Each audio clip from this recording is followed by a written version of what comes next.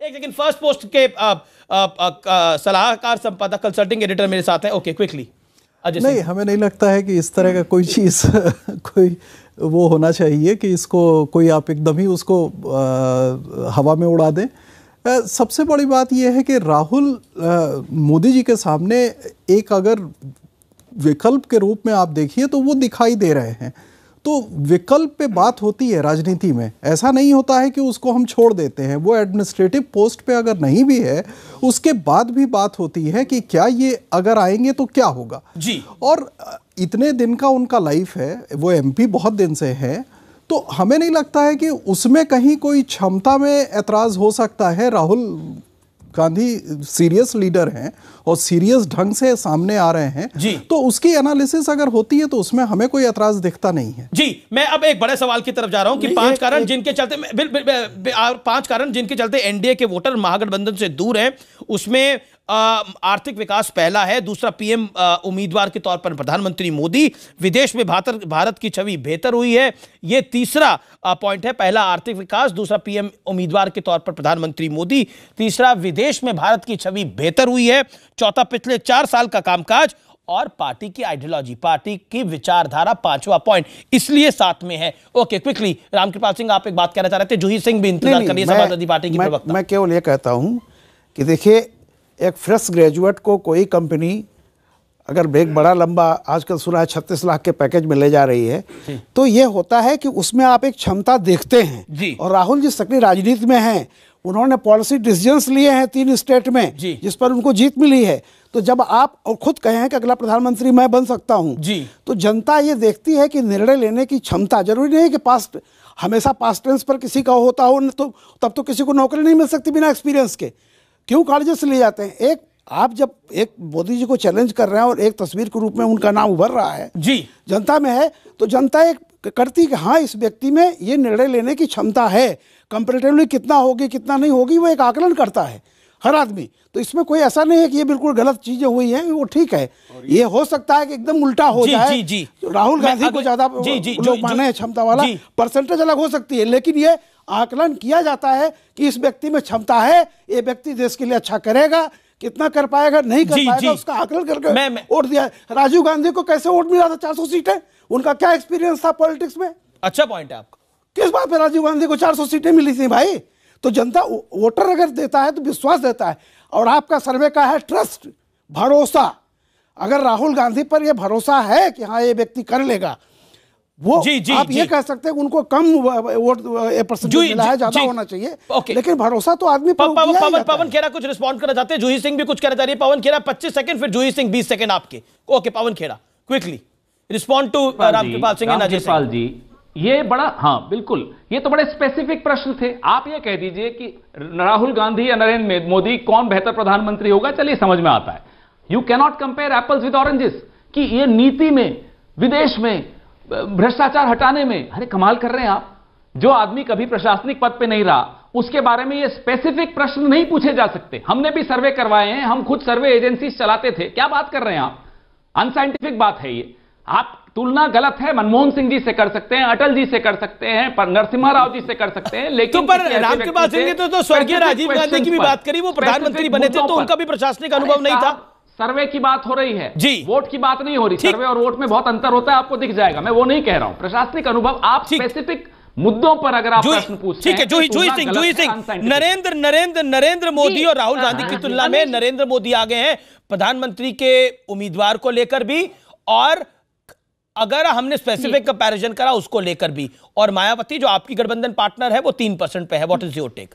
हाँ अमित जी, बड़ा अजीबोगरीब सर्वे है। पहले आप कहते हैं प्रधानमंत्री के पद पर 72% लोगों को भरोसा है, फिर और कम हो जाता है जब व्यक्तिगत मोदी जी के बारे में बात आती है, फिर उनके कामकाज पे आती है तो वो 50% के 52% के बाद हो जाता है, फिर काउंसिल ऑफ मिनिस्टर्स में एक नया नंबर निकल के आता है, फिर आर्थिक व्यवस्था में अलग नंबर निकल के आता है। तो मतलब हो सकता है कि इन्होंने अपना साइंटिफिक कुछ बेसिस किया हो, और बिल्कुल हर सर्वे मजेदार होता है, उसको देखना चाहिए, लेकिन लेकिन हमें यह सर्वे समझ में नहीं आपको सर्वे समझ में नहीं आ रहा, अभी थोड़ी देर बाद आपको सर्वे समझ में आएगा। एक सवाल ऐसा आएगा जिससे आपको भी सर्वे समझ में आएगा।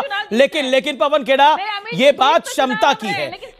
पवन जी, सुधांशु त्रिवेदी मैं आपके पास आऊंगा, जरूर वापस आऊंगा, नवाब मलिक आपके पास भी आऊंगा। ये पॉइंट पवन खेड़ा क्षमता का है। देखिए, क्षमता प्रियंका गांधी वाड्रा में दिखी, महासचिव उनको बनाया गया तो क्षमता दिखी, तभी महासचिव बनाया गया ना, या बिना क्षमता के बना दिया? अरे राजनीतिक बात अलग है, प्रशासनिक बात अलग है। कितनी बार समझाऊं मैं? सर क्षमता देखे बगैर क्षमता पे प्रश्न पूछेंगे? अच्छा, एक मुझे बात, नीति की बात हो रही है, पॉलिसीज की बात हो रही है सर। ये आप एक राजनीतिक दल में क्या पद है उसकी बात नहीं हो रही है। माफ कीजिएगा, ये प्रश्न गलत है। आप कितना डिफेंड करते रहिए, मैं नहीं हूं आपसे सहमत। इसमें आप सहमत ना हो, आपका राइट है ना सहमत होना, लोकतंत के अंदर आपको राइट है, आपको इस सर्वे को क्रिटिसाइज करने का भी राइट है। पिछले 1.5 घंटे से आप लगातार वही कर रहे हैं। ये प्रश्न जी नहीं, मैं किसी और इस प्रश्न की सिर्फ इस प्रश्न का विरोध कर रहा हूं कि तुलना गलत है। जो क्षमता की बात आप कैसे कर सकते हैं, प्रशासनिक क्षमता की, जब उस आदमी के प्रशासनिक पद नहीं पर आसीन नहीं। अब बड़ा सवाल 2019 में क्या राफेल चुनावी मुद्दा होगा? इंपॉर्टेंट सवाल। 2019 में क्या राफेल चुनावी मुद्दा होगा? का तो तुलना नहीं हो सकती। कितना कहते हैं लोग कि हाँ ये मुद्दा होगा। बीजेपी के लिए कितना बड़ा झटका हो सकता है? 55% कहते हैं हाँ ये बिल्कुल मुद्दा होगा, नहीं 29%, और कह नहीं सकते 16%। तो राफेल आप पर चिपक रहा है सुधांशु त्रिवेदी, क्या आपके लिए यह चिंता की बात है? और अगर चुनाव आते वोटिंग आते राहुल ने और जोर शोर से उठाया मुद्दा, तो 55 का आंकड़ा 70 पहुंच गया, तो क्या करेंगे आप?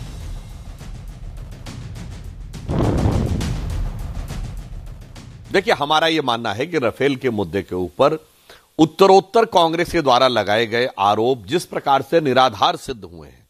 देखिए, आरोपों की एक बड़ी लंबी श्रृंखला लगाई थी। कांग्रेस ने एक बड़ी सोची समझी रणनीति के तहत काम किया, जो शायद उनके हिसाब से सही होगी, पर लोग तो मान रहे हैं ना उस बात को। बार बार बोलते रहो तो शायद लोगों के दिमाग में, पर लोगों को तो मुद्दा दिख रहा है। सुधांशु त्रिवेदी, चाहता हूं कि जैसे कहा जाता है, हाँ, मैं उसी पे आ रहा हूं, उस चीज का जो टाइम स्पैन होता है ना, वो बहुत लंबा नहीं होता है जब तक वो फैक्ट पर आधारित ना हो। सर, ये बढ़ रहा है, ये बढ़ रहा है, वो आपके लिए चिंता की बात है। के साथ राहुल गांधी जी ने इन बातों को उठाया, मैं उसी पॉइंट पे आ रहा हूं।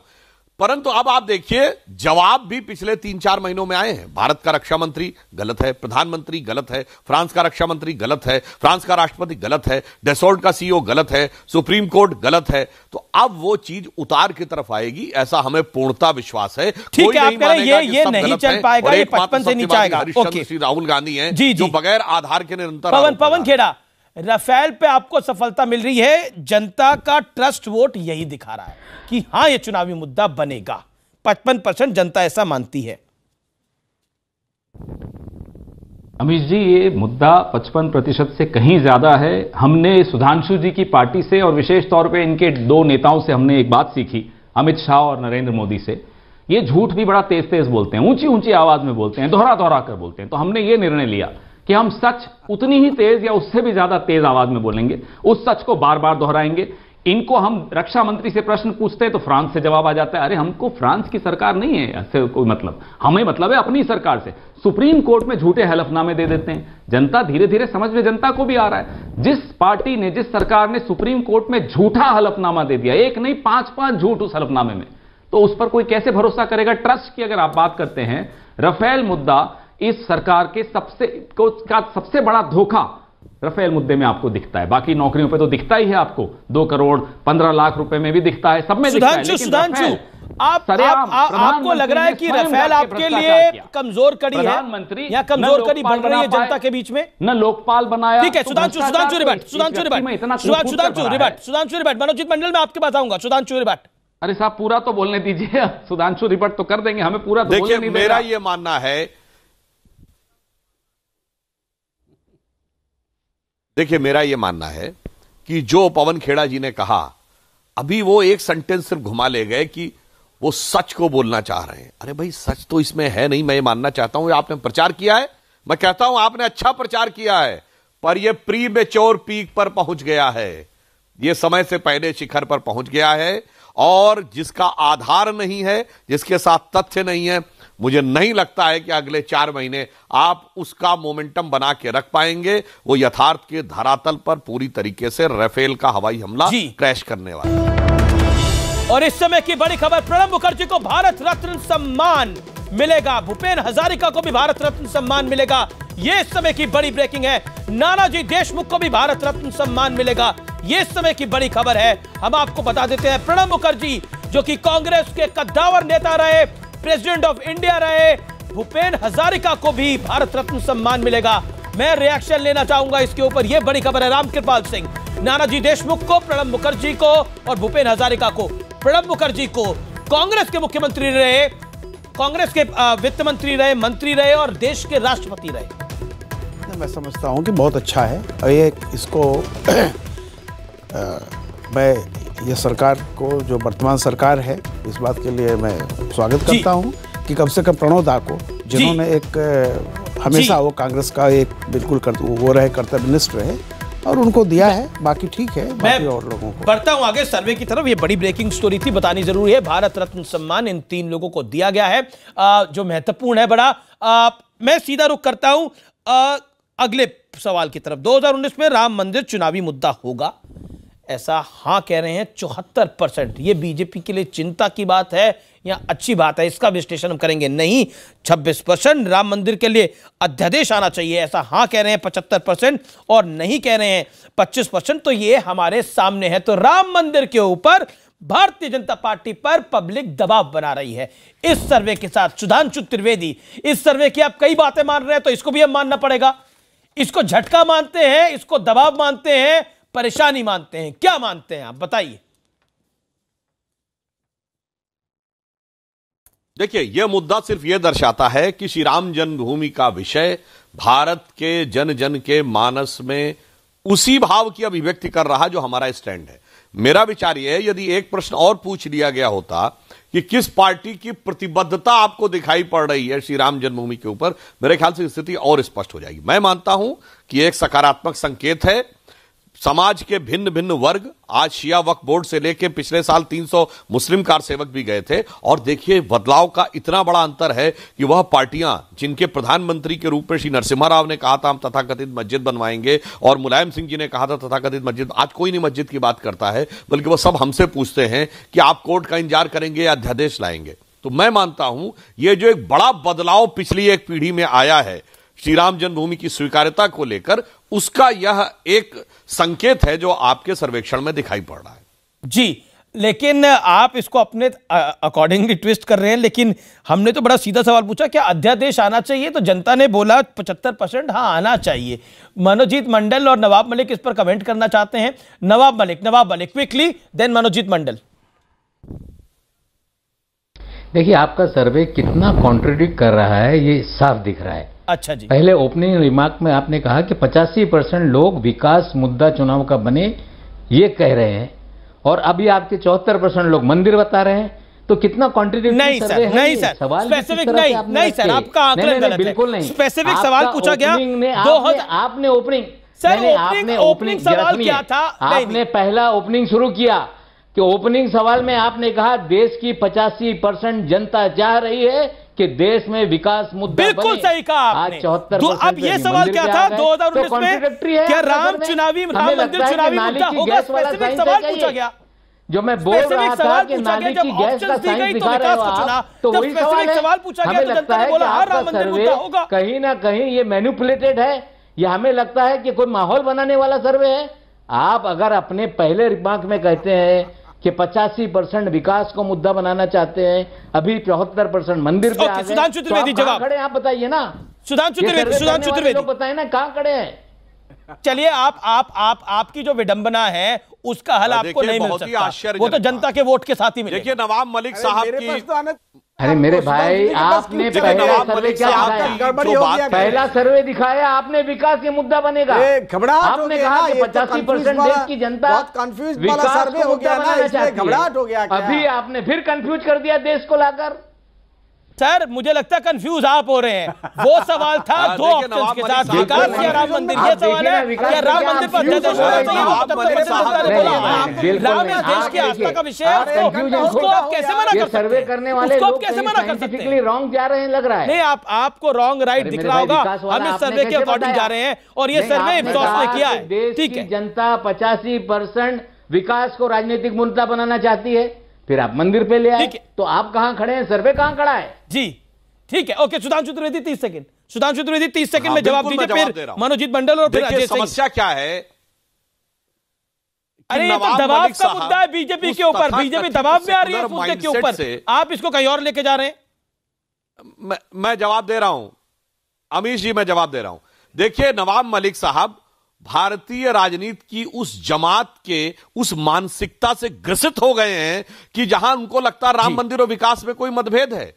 अरे कोई मतभेद नहीं है साहब। अगर यह प्रश्न पूछा जाए कि आतंकवाद पे कड़ाई होनी चाहिए नहीं, तो क्या इसका विकास से कोई कॉन्ट्रडिक्शन है क्या?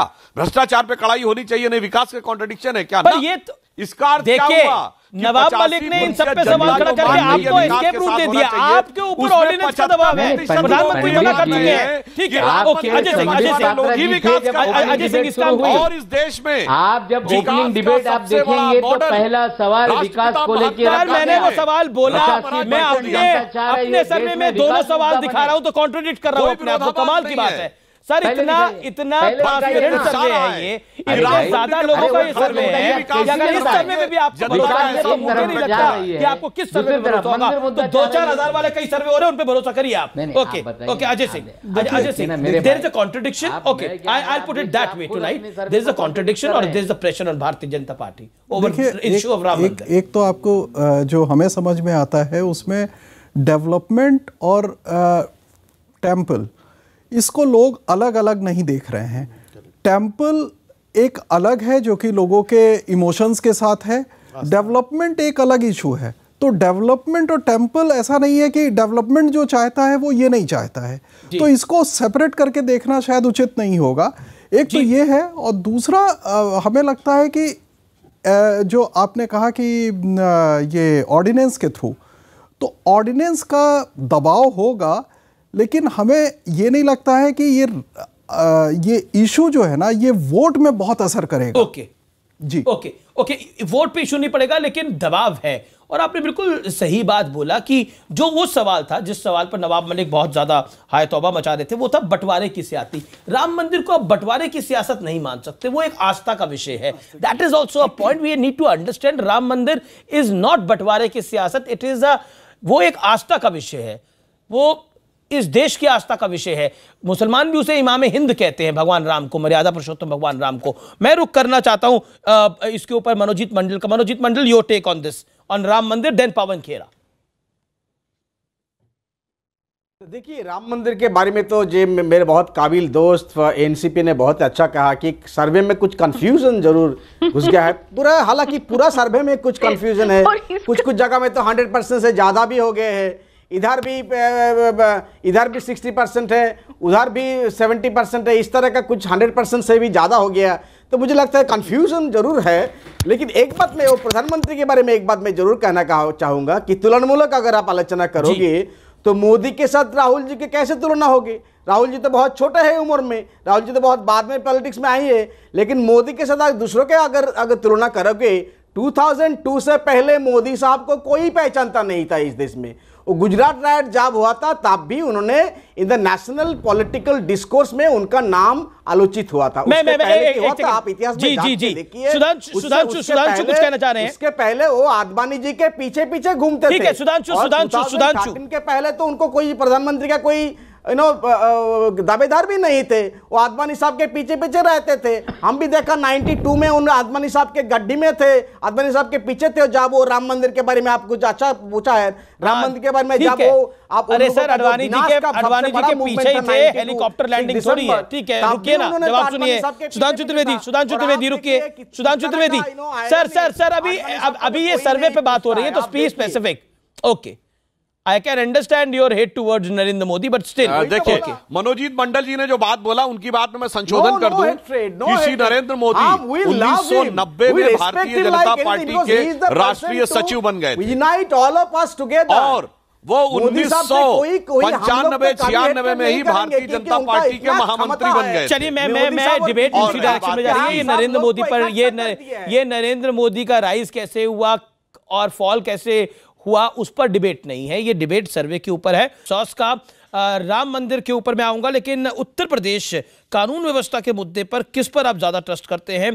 तो यहां बीजेपी के लिए झटका लग रहा है। बीजेपी के पास सिर्फ 35% का नंबर है और एसपी के पास 32% का नंबर है, यानी बराबर की टक्कर है बिल्कुल, क्योंकि 3% का सिर्फ गैप है। सुधांशु त्रिवेदी और जूही सिंह और पवन खेड़ा, मैं आप तीनों को फोर फ्रंट पे लेके आना चाहता हूं इस दौर में। जूही सिंह, फर्स्ट रिएक्शन आपका, ये नंबर क्या इंडिकेट करते हैं?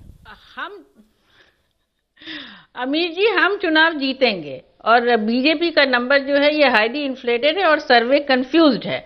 जो भी इन्होंने साइंटिफिक अपना पूरा किया हो, लेकिन देखिए अभी कह रहे थे हमारे मेंबर जिन्होंने सर्वे किया है कि ये चुनावी मुद्दा नहीं, तो विकास चुनावी मुद्दा नहीं है, मंदिर चुनावी मुद्दा नहीं है, जो अन्य आपने आंकड़े दिए वो भी चुनावी मुद्दा नहीं, तो चुनाव होगा किस पे? ये भी सर्वे ही बताए। ये सर्वे जनरली बहुत समझ में नहीं आ रहा है, लेकिन हमें पता है कि चुनाव उत्तर प्रदेश में हम जीते। नहीं, सर्वे में सबसे ज्यादा ट्रस्ट नरेंद्र मोदी पर हो रहा है। प्रधानमंत्री हम बनाएंगे चाहे ट्रस्ट जी, लेकिन कानून व्यवस्था में बीजेपी को झटका लग रहा है। सुधांशु त्रिवेदी, योगी जी ने कितने सारे काम करे, लेकिन उसके बावजूद भरोसा कायम नहीं है। एक सेकंड, सुधांशु त्रिवेदी, ये झटका है आपके लिए? इतने एनकाउंटर, सब कुछ, लेकिन नंबर देखिए क्या। देखिए, जो जूही जी ने कहा,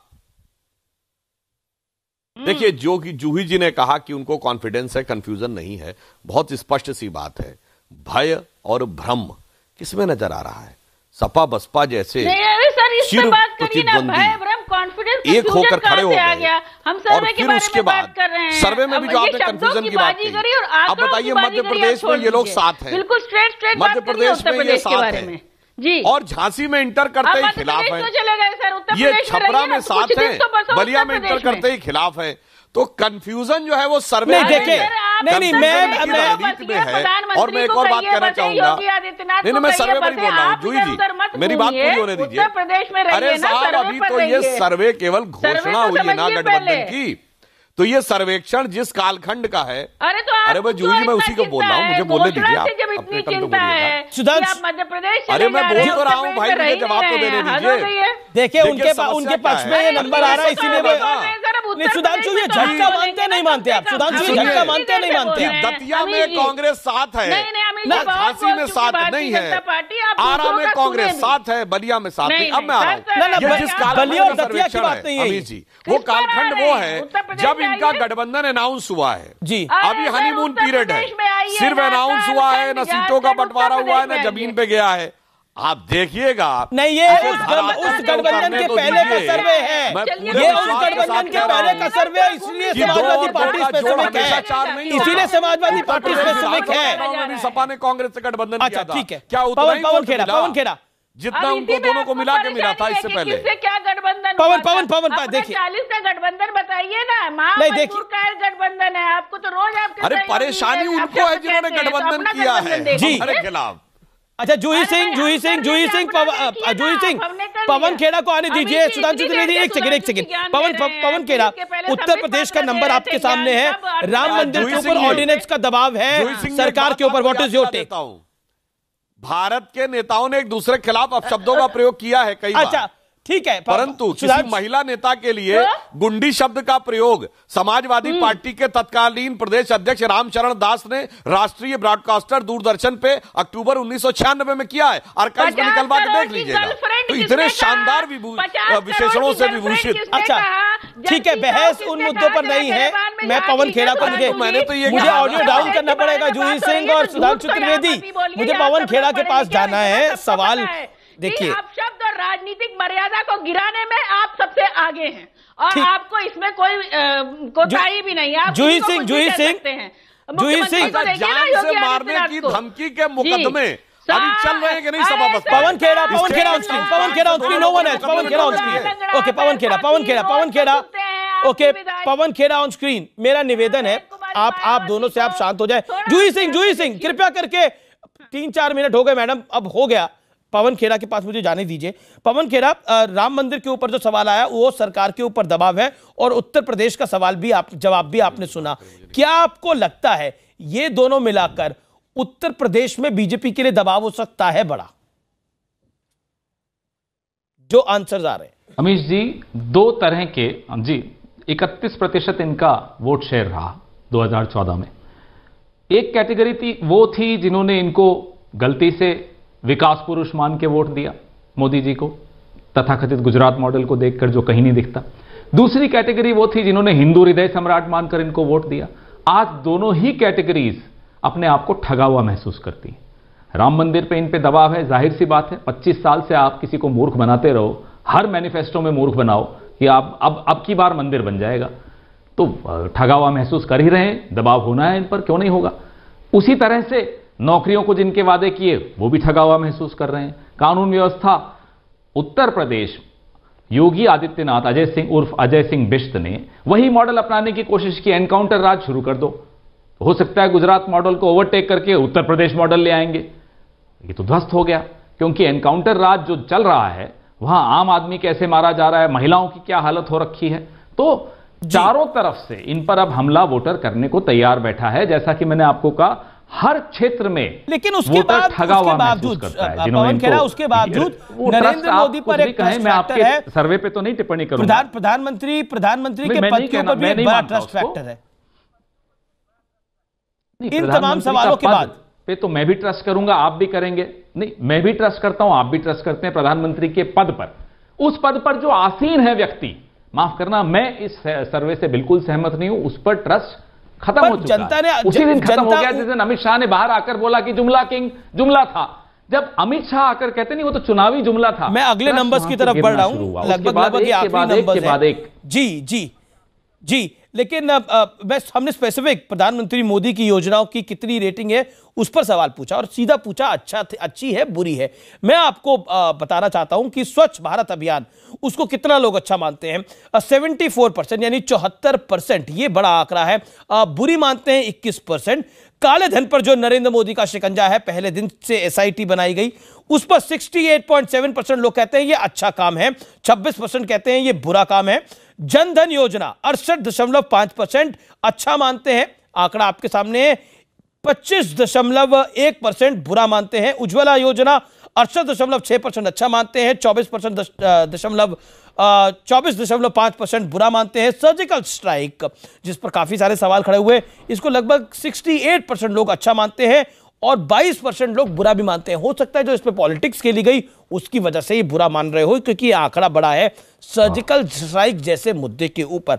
नोटबंदी, जिस पर विपक्ष बार बार मोदी सरकार पर हमलावर होता है, उस मुद्दे को अभी भी देश की जनता लगभग 67% बेहतर मानती है और 28.7%, लगभग 29% खराब मानती है। आयुष्मान भारत योजना को 64.8% बेहतर माना जाता है, अच्छा माना जाता है, और बुरा 24.1% माना जाता है। GST 62.8% अच्छा माना जाता है और 30.5% बुरा माना जाता है। कह नहीं सकते 6.7% है, यह तादाद भी यहां बड़ी है, इसलिए नंबर मैं आपको बता रहा हूं। लेकिन GST और नोटबंदी पर नरेंद्र मोदी को एक तरह से थम्स अप मिल रहा है, इसमें कोई दो राय नहीं है। यानी नरेंद्र मोदी ने जो काम करे हैं उस पर जनता उनको बेहतर तरीके से आंक रही है।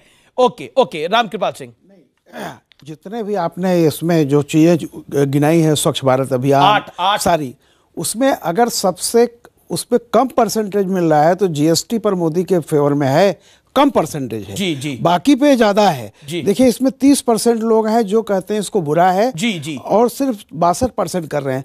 तो मेरा यह मानना है कि बाकी जो चीजें हैं, इसमें स्वच्छ भारत अभियान को हाईएस्ट मिला हुआ है, काले धन पर शिकंजे को 68% है, बाकी चीजें। लेकिन मैं ये कह रहा हूं कि कहीं ना कहीं GST पर थोड़ा सा मुझे लग रहा है कि जो आंकड़े देख करके उतना फेवरेबल नहीं है। फेवरेबल नहीं है क्योंकि लगभग 30% से ज्यादा लोग खिलाफ भी हैं।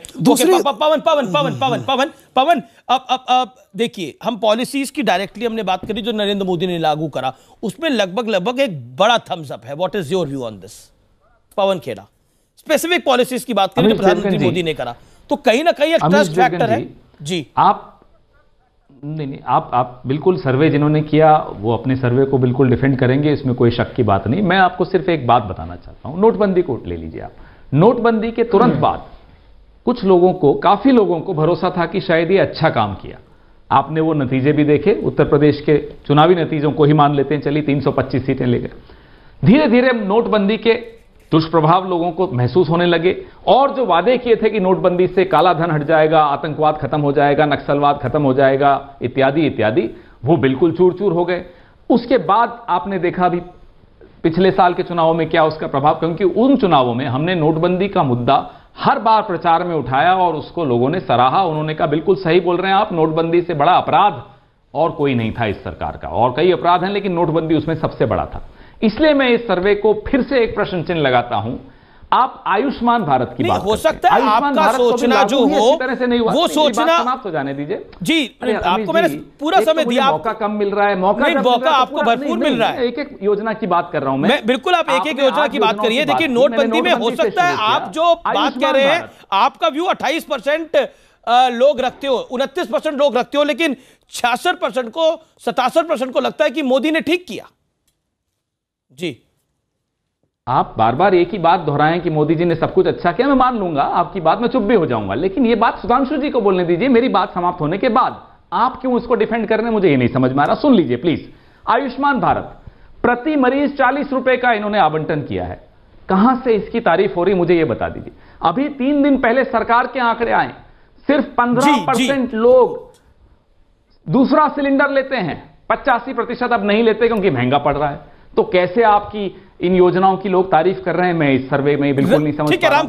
ये सर्वे अपने आप में एक अच्छा प्रयास है जी। नहीं, एक मेरी बात समाप्त नहीं हुई, काउंटर करवा दीजिए, मैं चुप हो जाता हूं। नहीं सर, समय की तो एक सीमा रखनी पड़ेगी ना, बाकी लोगों को भी बोलना है। नवाब मलिक भी अपना टर्न का नहीं, मेरे लिए आप पूरी सीमाएं रखिए। आज के बाद शायद मैं आऊंगा भी नहीं आपके शो में, आप रखिए सीमाएं, कोई दिक्कत नहीं। नहीं, आप अपनी बात को कंप्लीट कर लीजिए, 15 सेकंड और ले लीजिए, इतना नाराज मत होइए, 15 सेकंड और ले लीजिए। अब आप नहीं नाराज नहीं हूं साहब, आपसे नाराज होकर हमें क्या करना। नहीं, 15 सेकंड आप ले लीजिए और आप करिए, बात करिए, मैं चुप हूं। 15 सेकंड ले लीजिए। मैं अभी मैं चुप हूं। आपने रफेल पे सुधांशु जी को 2 बार मौके दिए, मुझे उसके बाद काउंटर नहीं करने दिया। तो आप जैसा अपना एंकर आप हैं, आप बादशाह हैं यहाँ के, चलाइए जैसा चलाना। मैं अच्छा नहीं हूं, मैं एंकर ही हूं। ओके, रामकृपाल सिंह 15 सेकंड का रिबटल, देन पवन। नहीं आप पवन जी को कहिए, आप 15 सेकंड बात कर लीजिए। नहीं, मेरा सिंपल इतना कहना था कि देखिए 2017 में जब उत्तर प्रदेश का चुनाव हुआ था, तब ये बात कही गई थी कि ये नोटबंदी पर रेफरेंडम है।